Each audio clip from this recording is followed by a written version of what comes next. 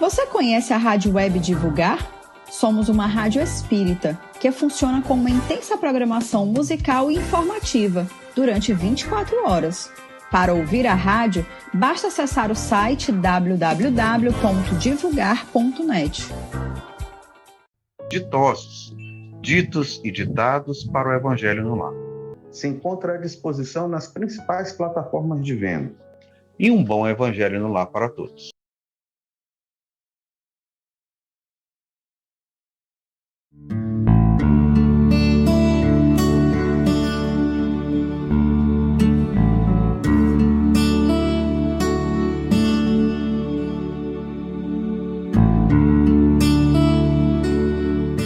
Boa noite a todos, sejam muito bem-vindos. É com grande satisfação e alegria que nós temos mais um webinário aqui da AME Maranhão. E o tema de hoje, que é um tema muito, como se dizia antigamente, é uma terminologia que era muito empregada antigamente, é um tema muito palpitante. Quer dizer, é um tema que faz parte do dia a dia da maior parte das famílias. E nós vamos ter com muita alegria esse convívio hoje. Insisto, o tema é Pai, não se meta na minha vida. E antes de nós começarmos o nosso tema de hoje, eu gostaria de convidar a todos para que nós possamos fazer uma breve oração para podermos começar as atividades da noite de hoje. Então, convido a todos para que possamos fechar os nossos olhos, a fim de que possamos, dessa forma, entrar em sintonia com os planos superiores da existência e agradecer a Deus, Pai de amor, por mais uma oportunidade que nos reserva, Senhor, nós da AME Maranhão e todos aqueles que nos assistem, entre encarnados e desencarnados, para que mais uma vez possamos trabalhar a respeito do Evangelho do Cristo Jesus sobre o entendimento da luz dos ensinamentos da doutrina dos Espíritos. Abençoa-nos, Senhor, a todos, em especial aqueles que sofrem, por quaisquer dos motivos e em qualquer dos planos da vida. Deixa sobre nós, Pai de amor, as tuas bênçãos de harmonia, de amor, de entendimento, de fraternidade, de paz e, acima de tudo, de saúde. Cura o mundo, Senhor. Cura as pessoas. Cura nossos corações. Cura nossos espíritos, Pai. Abençoa-nos, Senhor, hoje, agora e sempre, que assim seja. Bem, meus irmãos, então, como disse para vocês, o tema de hoje é muito palpitante, gostoso. Afinal de contas, as famílias são a base de toda a nossa estrutura, já que, como diz Emmanuel, através da psicografia de Chico Xavier, disparadamente é o lar, o maior de todos os laboratórios de cada um de nós em cada oportunidade reencarnatória. Então, como nós temos observado com o passar do tempo, o que é um processo absolutamente natural e esperado, as mudanças, as adaptações dos seios familiares para as novas realidades fazem parte de um processo natural e esperado da humanidade. E hoje nós temos a estrutura do núcleo familiar, principalmente em virtude da Covid, voltando a estar em contato mais próximo, voltando os pais e os filhos a se contactarem, porque já que nós temos restrições de movimentação, restrições sociais, e restrições sociais essas, que eu chamo a atenção como médico, que precisam se manterem sendo observadas, que fique muito claro, embora não seja o tema de nossa conversa de hoje, que mesmo aqueles que já se vacinaram, que mesmo aqueles que eventualmente já tiveram a Covid, é indispensável que nós continuemos tomando todas as medidas de cuidado e de prevenção, evitando aglomerações, fazendo a higiene das mãos com asepsia, o uso do álcool, o uso das máscaras. Se você tomou ou se você não tomou a vacina, isso não se modifica em absolutamente nada. A gente precisa continuar tomando todos os cuidados para que a gente possa vencer todo esse processo. Depende de nós, das autoridades sim, mas acima de tudo depende de nós fazermos a nossa parte. A parte das autoridades elas fazem, mas a nossa parte é a parte que compete a cada um de nós fazer. Pois bem, meus irmãos. Então, em virtude dessa Covid, as famílias estão convivendo mais. E ao conviver mais, a gente já praticamente não estava convivendo, né? Os nossos filhos estavam crescendo dentro do nosso lar sem a gente nem saber quem eram aqueles estranhos. De tempos em tempos a gente ficava se perguntando, meu Deus, quem é aquela criatura que dorme no quarto do meu filho? É seu filho. Só que ele já cresceu, você quase não tem contato com ele. Então, em virtude disso, essa criatura passou a ser fazer mais parte do seu dia a dia. E óbvio, da mesma forma como nós nos ausentamos da criação dos nossos filhos, eles sentem e eles também se ausentam dessa perspectiva parental de cada um de nós. Então é muito frequente quando a gente quer de alguma forma interagir com eles, muitas vezes é recebido de uma forma até ríspida, viu, Sr. Raimundo? E ele dizendo assim: pai, não se meta na minha vida, que é o tema de nossa conversa de hoje. Então vamos ver aqui o nosso primeiro slide. Em nosso primeiro slide, eu gosto muito de chamar a atenção para a resposta que o pai deveria dar para seus filhos. Ele não diz: pai, não se meta na minha vida. E aí, nesse slide, nós temos a resposta que o pai deve dar: filho, foi você que se meteu na minha vida. Filho, foi você que se meteu na minha vida. Talvez você não se lembre, mas você já existe desde o seu processo de gestação. E durante o seu processo de gestação, pai e mãe tomam conta de todo o processo da gestação. A mãe, obviamente, é aquela que mais é envolvida em todo o processo, com modificações brutais no seu organismo, mas que ela acolhe com todo carinho, com todo amor, com todo afeto, aquele ser que está surgindo dentro dela e que se alimenta vorazmente, tal como se for aqui, fique bem compreendido, porque nesses tempos de dicotomia a gente tem que ter muito cuidado com aquilo que a gente fala, porque às vezes as pessoas fazem questão de entender de forma equivocada. Analisando à luz da biologia, este filho que se desenvolve no ventre materno é quase como se fosse um parasita, removendo todas as energias necessárias para a nutrição e desenvolvimento do embrião e do feto. Mas, logicamente, que eu não quero que ninguém saia dizendo que Amaral disse na conversa dele aqui na AME que o filho é um parasita da mãe. Pelo amor do Cristo, não vão falar uma loucura dessa. Eu estou falando do ponto de vista das relações de energia biológicas.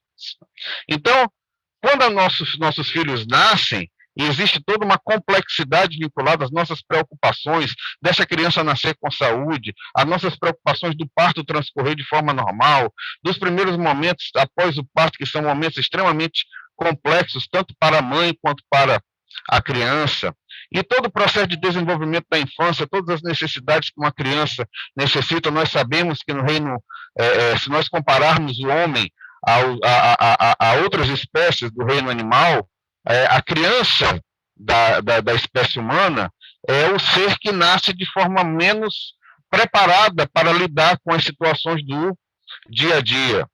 Ele depende fundamentalmente de quem lhe ofereça proteção, de quem lhe ofereça alimento, de quem lhe ofereça afeto, durante longos períodos de tempo, até que ele vá no seu processo de desenvolvimento natural da infância, aprendendo a se comunicar, aprendendo a se desenvolver, começando a engatinhar e depois andar, começando a dizer as primeiras palavras, mastigar, que muitas vezes a criança, e isso é natural, ela não tem o reflexo da língua, da ponta da língua, se voltar para o céu da boca, e com isso, às vezes, ela tem dificuldade para engolir alguma coisa. Então, é um processo de aprendizado fisiológico natural, esperado, mas na espécie humana esse processo é mais lento do que, por exemplo, nas outras espécies animais, em que os filhotes já nascem mais propensos a poder enfrentar as situações do dia a dia. Sem contar uma série de outras situações das outras fases da infância, em que nós estamos como pais presentes o tempo inteiro para com nossos filhos. É importante que os filhos que agora já são crescidos saibam que os pais são pais em tempo integral, 24 horas por dia, 7 dias da semana, de todos os dias da vida de seus filhos, em especial durante a infância. Em especial durante a infância. Não importa se o pai ou se a mãe estão cansados, se o filho demanda algum tipo de necessidade ou de cuidado, o pai e a mãe vão lá para tomar conta. Se você está esgotado porque deu 3, 4 dias de plantão e você chega em casa e seu filho está com febre, você perde outra noite sem dormir, tomando conta do seu filho, e você não conta como isso sendo plantão, porque tudo aquilo que é feito com amor não é obrigação. Então, o primeiro dia de que se vai levar uma criança para a escola, com todos os cuidados que a gente tem no ao redor, preocupado se aquela criança vai se adaptar, se a escola vai ser benéfica para a criança, se a alimentação vai ser dada de forma adequada, se ele não vai ser vítima de algum tipo de situação comprometedora dentro da escola. Isso são angústias e perspectivas que somente os pais podem confirmar a existência e o tão profundo que essas situações são. Então, se nós passarmos para o próximo slide, óbvio que à medida que a criança vai crescendo, ele vai se desenvolvendo e vai se transformando num adolescente, ele começa a ter uma vida social mais ampla, ele já não tem mais aquela vida social só com os pais ou só com os irmãos, ele já tem os amigos, ele já vai para as festas, né? E aí, se a gente passar para o próximo slide, a gente já vê esse menino adulto em que ele praticamente é um visitante dentro de casa, né? Ele entra e sai de casa muitas vezes sem dar satisfação de coisa alguma, né? Não diz para onde foi, não diz para onde vai, não diz que hora chega, não diz com quem vai sair, a tal ponto, como está dizendo aqui no slide, já quase não nos falamos, quase nada sabemos um sobre o outro. Vamos para o próximo slide, porque o tema vai começando a se desenvolver. Então, veja, à medida que nós temos agora este filho mais crescido, né, adolescente, pós-adolescente, adulto, a rigor, no contexto de vida hoje, materialista, né, que os pais eles passam a ter uma única serventia para suprir as necessidades dos filhos. Essa é a perspectiva. O filho, hoje em dia, ele é lógico, meus irmãos, toda regra tem exceção. Mas, via de regra, os filhos hoje em dia olham os pais como aqueles que estão para solucionar os seus problemas. E apenas para isso. E tem que solucionar os seus problemas sem dar opinião. Afinal de contas, se o filho quer um celular novo, ele não quer saber se os pais estão passando por dificuldade financeira. O celular novo é o celular novo. Ele tem que ter o celular novo para ser aceito no grupo dele. Ele quer o tênis novo, ele quer a viagem, sabe-se lá para onde, ele quer o novo videogame, ele quer a roupa nova, enfim, ele quer o cartão de crédito, ele quer tudo ele quer. Né? E os pais têm uma função específica, dar e ficar calados, que não tem nem que questionar absolutamente nada disso. Afinal de contas, vocês sabem, para os filhos nos dias de hoje, o mundo se resume ao umbigo. Não é o umbigo do mundo, é o umbigo deles. Tudo aquilo que eles sentem necessidade, existe. O que não faz parte da necessidade deles, deixa de existir. Então, se os pais estão passando por problemas e sofrendo situações complexas, eles muitas vezes não estão nem aí. Por esses tempos, seu Raimundo, que está aqui gravando conosco, nós tivemos uma situação em um ambiente muito próximo, em que uma mãe, que tudo faz por um filho, cai adoentada e o filho, que já cursava uma área de saúde, a primeira coisa que faz quando a mãe cai adoentada é dizer o seguinte: vou sair de casa, mãe, porque preciso continuar meus estudos, é semana de prova. Então, veja, aquela mãe doente, ela muitas vezes sem poder cumprir com suas situações vinculadas à sua doença, até para comprar um remédio era ela que tinha que pedir para a farmácia vir em casa, ou ela mesma ter de ir para poder ter um tipo de alimentação diferente. Veja como são situações de relações, meus irmãos, desiguais. De relações desiguais, porque eu sei que nós escolhemos os nossos filhos e aceitamos os nossos filhos dentro do processo de planejamento reencarnatório. Mas eles também sabem o que fizeram. E embora todos passamos pelo véu do esquecimento, é indispensável que haja harmonia e respeito entre as relações. Os pais não servem apenas para servir os filhos.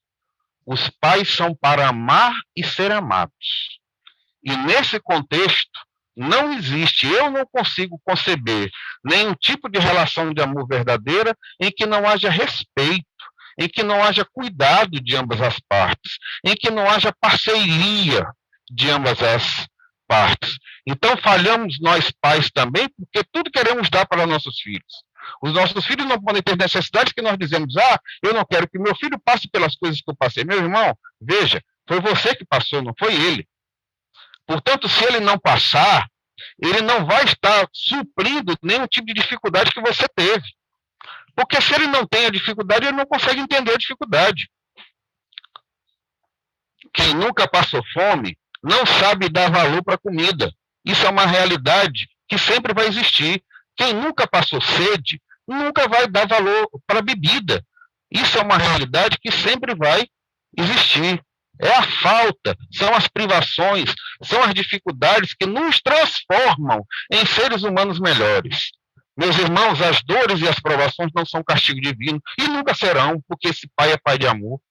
As dores e as dificuldades da vida são oportunidades benditas para nós podermos avançar e evoluir em nossa trajetória espiritual, em nossa trajetória em direção ao Pai de amor. Benditas sejam todas as dificuldades porque nós já passamos, e benditas sejam as dificuldades porque iremos ainda passar, porque são ofertas misericordiosas de pedagogia desse Pai de amor para todos nós. Então a gente não pode superproteger os nossos filhos, porque ao superprotegê-los, nós criamos indivíduos frágeis, que têm pouca capacidade de lidar com situações desafiadoras. E os desafios, meus irmãos, são uma situação de todo dia.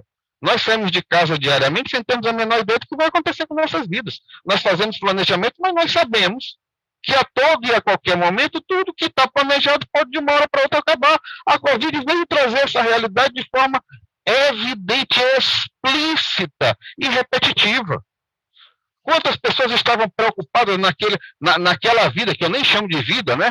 Naquela prisão, naquela cadeia de vida social e viagens e festas e comprar carro novo e comprar casa nova e aquele processo de extrema materialidade. E a Covid veio trazer para a gente uma realidade em que, de repente, a gente está dentro da UTI sem poder nem respirar sozinho. E que muitas vezes a gente não consegue nem vencer esse desafio que é essa doença. E, de repente, a gente vê as famílias desfalcadas de seus membros que até ontem, que até anteontem, estavam gozando de excelente saúde. E essa é a realidade pura e simples da vida, não apenas da Covid, mas é porque nós não somos donos de nossas vidas. O ser humano precisa diminuir essa perspectiva egoística dele, vaidosa dele, de achar que ele é dono da própria vida. Não é, meu irmão, a vida é um dom de Deus. E só ao Pai cabe a gestão desse dom. Que possamos compreendê-la como um presente. E que na qualidade de presente nós possamos fazer o melhor uso, mas sabendo que a vida é um dom de Deus. E que nos é oferecido através do amor, que é a essência desse Pai. Vamos para o próximo slide, então. No próximo slide, embora os nossos filhos comecem a nos ver apenas como aqueles que são os fornecedores de suas necessidades, nós continuamos a seguir os nossos filhos por onde quer que eles vão. Talvez, filho, filha, você que está nos assistindo aqui agora, entre encarnado e desencarnado, quando você sai para a balada, eu quero que você saiba que a maior parte dos pais, lógico que toda regra tem exceção, a maior parte dos pais não consegue dormir até os seus filhos voltarem para casa.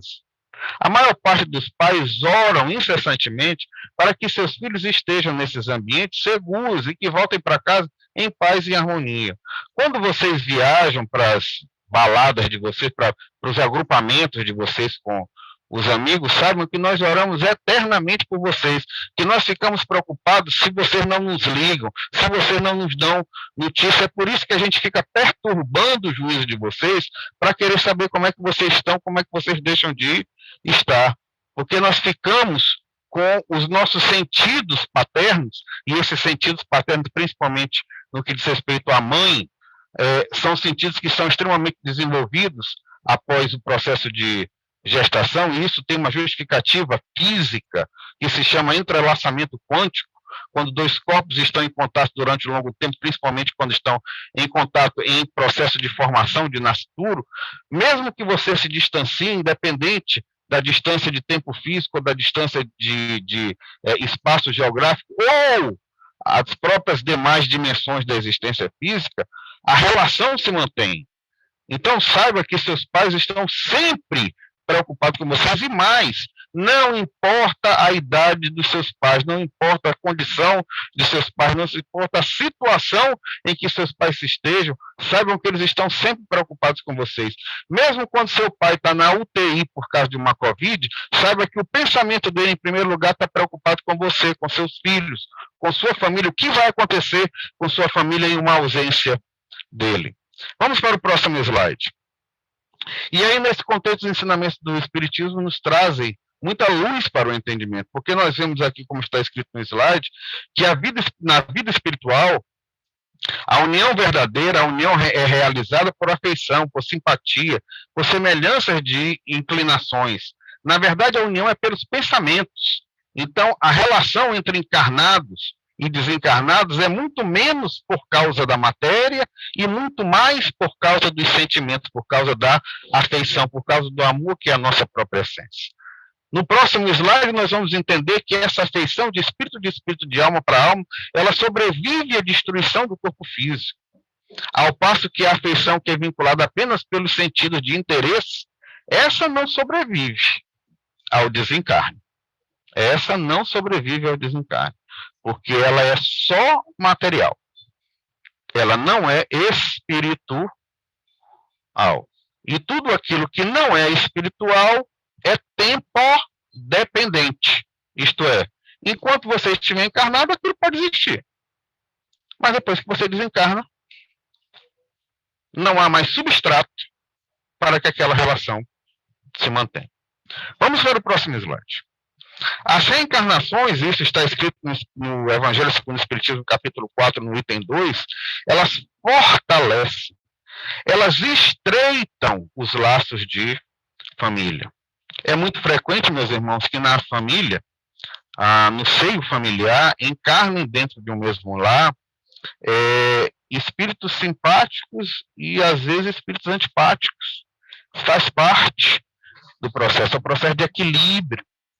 Então, muitas vezes, você tem um filho, você tem um pai, você tem uma mãe, você tem um irmão, com quem você consegue se entender de uma forma mais fácil. Parece que a química dos dois batem. São espíritos afins, que já deverão estar vindo, reencarnando em mesmos seios familiares, reencarnação após reencarnação. Da mesma forma como você tem as pessoas mais desafiadoras dentro do seu lar.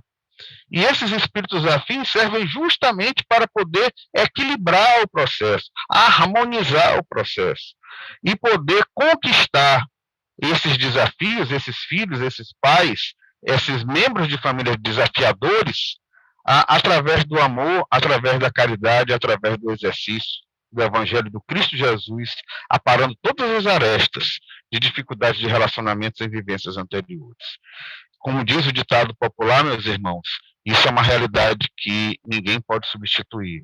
Só o amor constrói. E as construções feitas com amor são construções definitivas. São construções que nada nem ninguém consegue separar. Eu gosto muito dessa passagem, porque essa passagem é uma passagem que me lembra o Evangelho do Cristo Jesus, quando ele diz que nada nem ninguém pode nos separar do amor do Pai. Nada nem ninguém pode nos separar do amor do Pai. Vamos para o próximo slide. Então, nós temos a rigor dois tipos de família, as famílias materiais e as famílias espirituais. O que são as famílias materiais? São aquelas famílias que nós estamos aqui dentro do nosso seio atual, nessa oportunidade reencarnatória, e que podem sofrer as consequências da dissolução, seja por questões morais, seja por questões temporais, como acabei de falar, relacionadas a essa materialidade excessiva. E as famílias espirituais que se perpetuam pela depuração dos relacionamentos, reencarnação após reencarnação, porque, como falei ainda há pouco, a gente vai depurando as nossas falhas e mantendo apenas aquilo que nos une, o que nos une é a essência divina. O que nós encontramos no amor é quando nós reconhecemos no irmão a imagem do Pai. Mesmo que esse irmão seja um filho, mesmo que esse irmão seja um marido, mesmo que esse irmão seja um desafeto de vidas passadas e que atualmente se reencarna dentro do nosso seio familiar. Portanto, novamente, citação do Evangelho segundo o Espiritismo, agora no seu capítulo 14, no item 3, laços de sangue não estabelecem necessariamente os laços entre os espíritos. Faço questão de repetir. Laços de sangue não estabelecem necessariamente os laços entre os espíritos. É muito comum, meus irmãos, vocês encontrarem pessoas que não fazem parte de seu seio familiar nessa atual reencarnação, mas são amigos tão próximos, tão próximos, tão próximos, que vocês lhes sentem como verdadeiros irmãos. Eu tenho a bênção de ter vários desses, que não fazem parte do meu seio familiar, mas que são muito mais vinculados a mim em espírito do que algumas pessoas que são vinculadas a mim por laços de sangue. Vamos para o próximo slide. Então, a família material, nós temos, como eu acabei de colocar, simpatias e antipatias. E isso está diretamente relacionado às provas e aos adiantamentos que cada um de nós vamos ter durante a nossa trajetória evolutiva. Aqueles que são mais atrasados nesse processo vão sofrendo a melhoria paulatina, do jeito que eu coloquei aqui no slide. Paulatina, novamente citação do Evangelho segundo o Espiritismo, agora no seu capítulo 4, item 2. Os mais atrasados vão tendo uma melhoria progressiva, lenta, ao contato e sob os cuidados daqueles que são mais adiantados. Então, quando você tem um membro problema na família, saiba que é uma bênção de Deus nós estarmos nessa família para nós termos a sagrada oportunidade de auxiliar esse irmão em Cristo a retornar à verdadeira caminhada, à verdadeira trajetória para a luz do Pai, para a luz divina, para o nosso desenvolvimento espiritual. Vamos para o próximo slide. Então, no processo de desencarne, as paixões ou as virtudes, elas vão estar relacionadas a processos de estagnação ou de aperfeiçoamento por causa da escolha. Nós escolhemos. É a nossa escolha voluntária, é a nossa vontade, é aquilo que tanto é batido no cristianismo, em especial dentro da doutrina dos Espíritos, o livre-arbítrio. A nossa escolha é consciencial, ninguém escolhe por nós. O meu obsessor está fazendo com que eu realize isso, meu irmão. A sua vontade é mais forte do que qualquer tipo de ação de obsessor, qualquer natureza que seja. Porque a sua vontade é a sua ligação direta com o amor de Deus. E como falei ainda há pouco, nada nem ninguém pode nos separar do amor do Pai.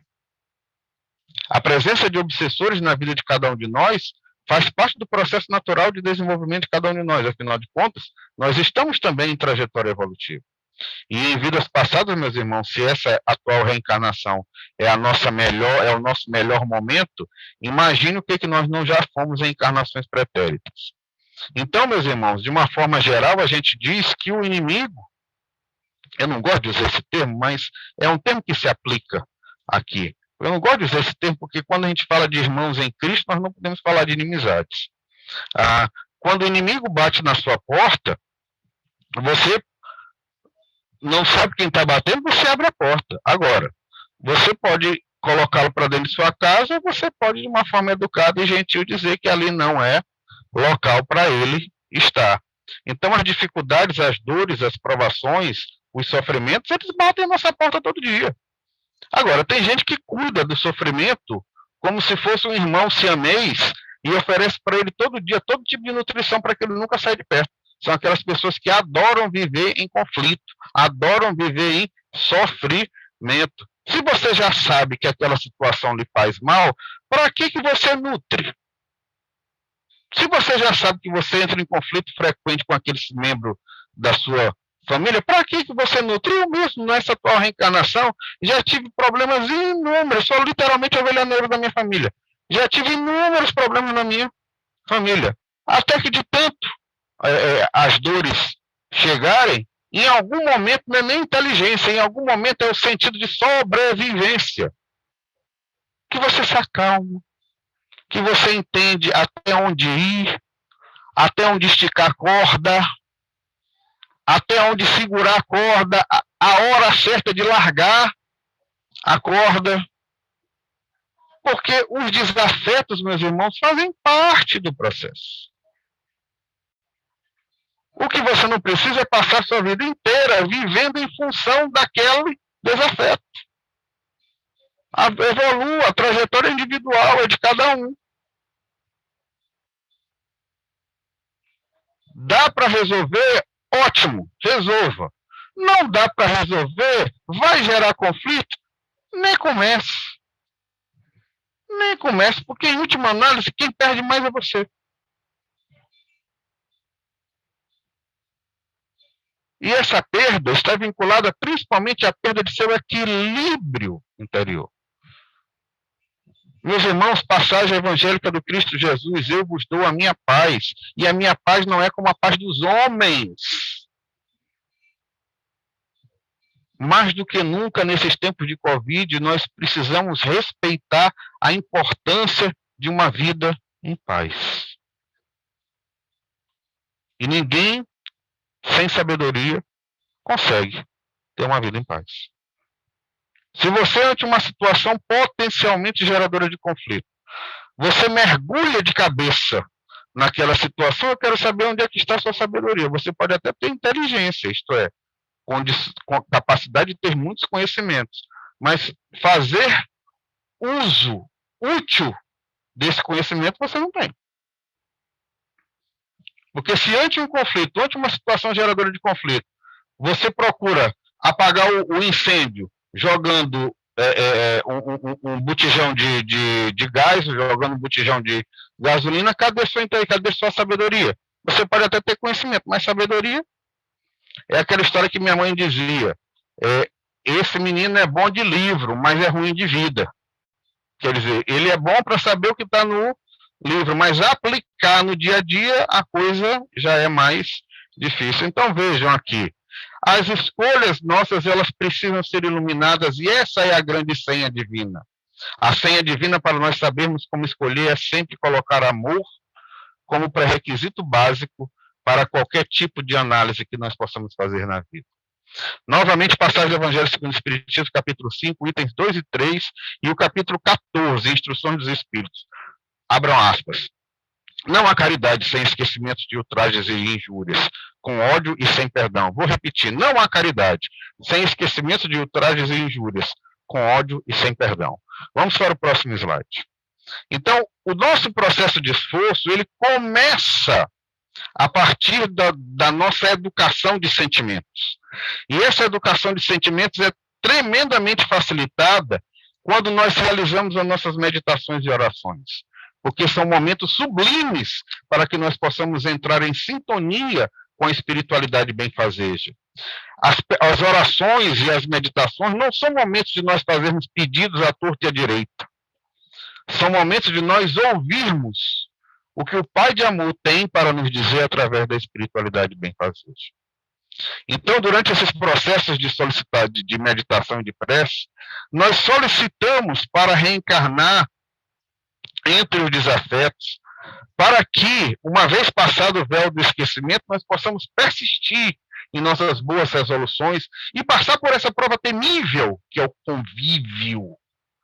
Conviver com o desafeto, especialmente dentro de um lar, é uma prova terrível, meus irmãos, mas é uma prova para a qual todos nós estamos capacitados.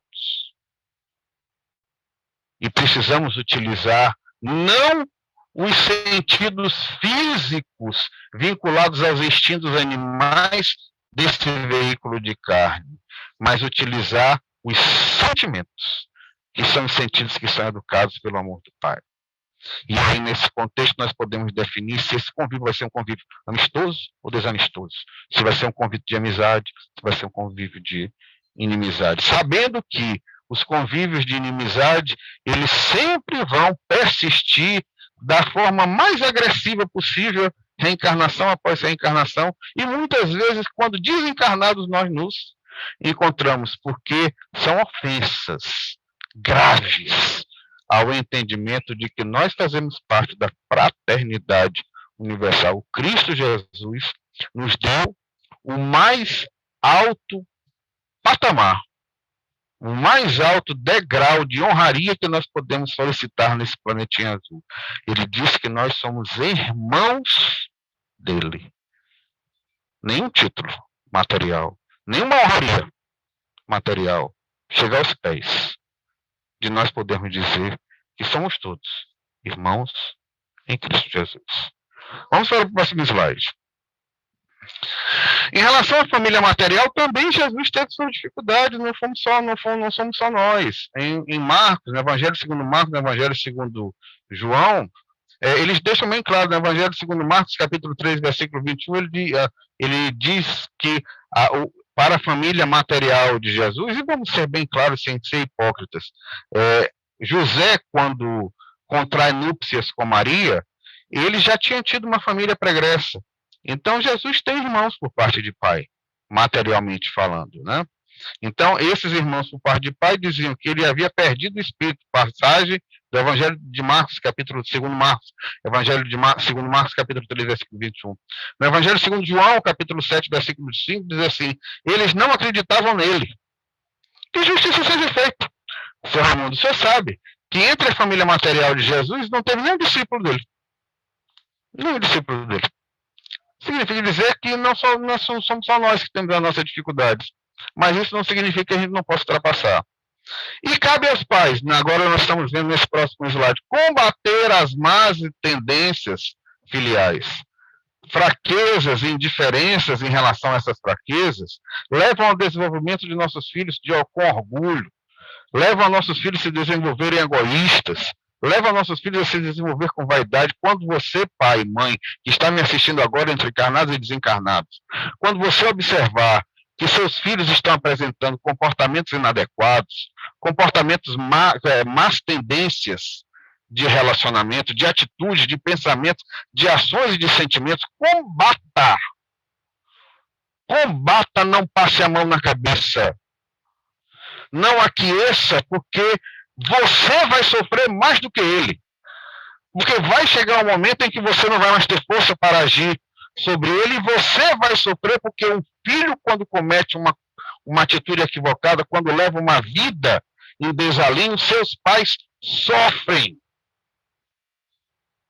Você que é filho, que é filha, que está me assistindo, agora você pode estar com 80 anos, se você tiver, eu vou usar a linguagem dos jovens, que é a maior parte da nossa plateia de jovens.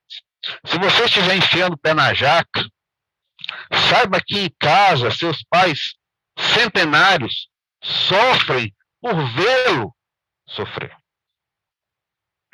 E qual é o futuro desses pais que não educam as atitudes de seus filhos? Aflição. Você, meu irmão, que nesse instante está nos assistindo, que já tem uma certa faixa etária, que você já constituiu outra família, além da sua família de base, saiba que se seus pais estiverem encarnados ou desencarnados, eles continuam a lhe seguir. E todas as decisões equivocadas e todos os seus sofrimentos, frutos das decisões equivocadas que eventualmente você tome, seus pais sofrem por você. E muitas vezes é um sofrimento maior do que o seu próprio sofrimento, porque muitas vezes quem está cometendo o equívoco nem se deu conta que cometeu o equívoco.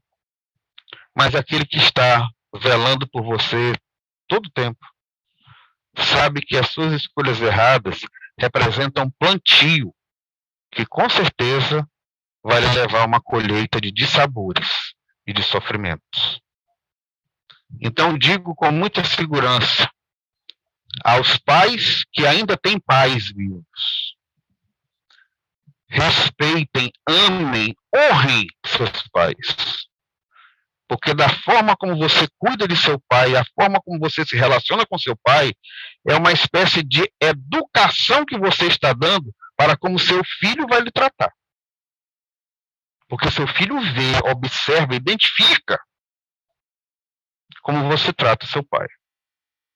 Então, meu irmão, a forma como você lida com seu pai é uma espécie de manual de instrução para que seu filho saiba como é que ele vai lidar com você quando você estiver envelhecido.